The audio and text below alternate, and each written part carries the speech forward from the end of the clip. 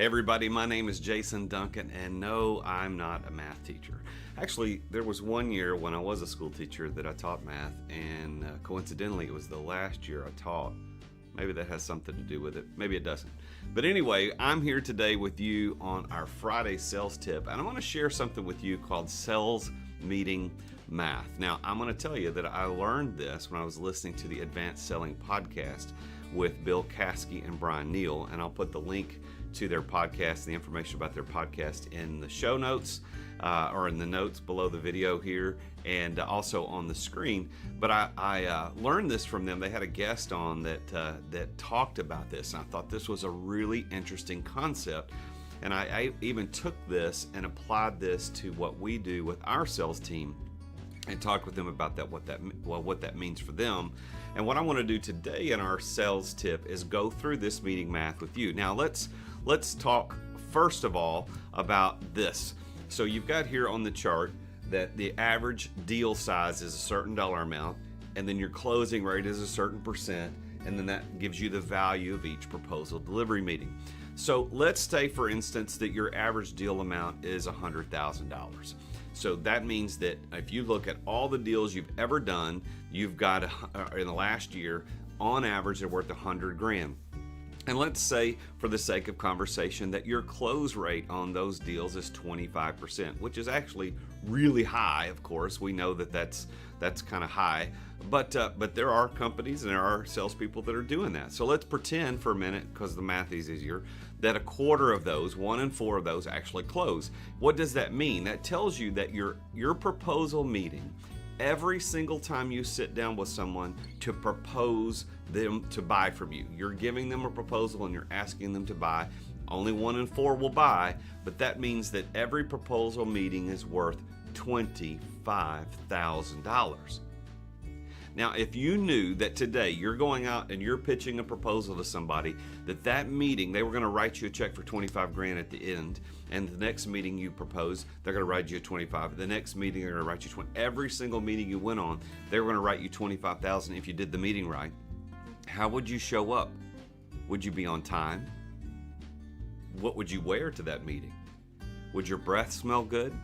Would your presentation on the screen or in print look fantastic, or would it look like something you printed late last night and stuffed in your backpack on the way into the meeting? What would you do differently if you knew that every single time you gave a proposal to someone, it was worth whatever your number is, in this case, $25,000? It amazes me that sometimes I sit down with people who are trying to sell me something, and when they get to the point where they're proposing it, it's like they didn't even try. They didn't think about it. They didn't put a lot of time into it, and it's evident that they didn't put a lot of time into it, and that isn't good. Now, let's back this up. Now, you're saying, well, Jason, this is for proposal meetings, but what about for prospecting? Well, we can do the same thing with prospecting. So here you see the number of prospecting calls, the prospects who move from one stage to the next where you're actually going to present a proposal, and that gives you the value of each prospecting call. So let's assume you make 100 prospecting calls and that you have a 10% conversion rate. So every time you make a phone call, every time you knock on a door, every time you send an email, every time you send a LinkedIn connection request with a message attached, that 10% of those people actually move to eventually a proposal. And if you assume, like we did just a moment ago, that each deal's worth $100,000 and you're closing 25% of those, that means that every single prospecting call that you make is worth $250. Now, I would tell you this, that if every single call you're making is worth $250, pretend that every time you pick up the phone and make a prospecting call, they're going to send you $250 every single time. But you got to do it right. Would you prepare? Would your script be on point? Would you work on your story, crafting your story to resonate with the person on the other end of the line? Or would you just haphazardly go through your 100 calls because your sales manager requires you to do 100 calls? You see, every single meeting has value.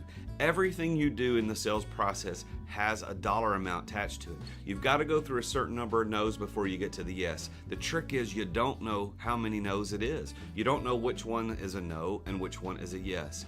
Understanding meeting math, that every meeting has value, will help you accelerate your sales game to be better at what you do. So don't take any prospecting calls and any proposal meetings for granted. They all have value. Thank you for following the Friday sales tip. I'm so glad that you're watching these. If you've got any questions or anything that you would like me to cover in a Friday sales tip, drop me a line. You can reach me on LinkedIn at The Real Jason Duncan. You can subscribe to my YouTube channel by looking up #ResultsThroughIntegrity or #Friday Sales Tip. I'm also on other social media channels like Twitter and Facebook and even TikTok. And I'm on Instagram. So find me at any of those places, drop me a message and let me know you saw this video. And I hope that your meeting math makes a difference for you.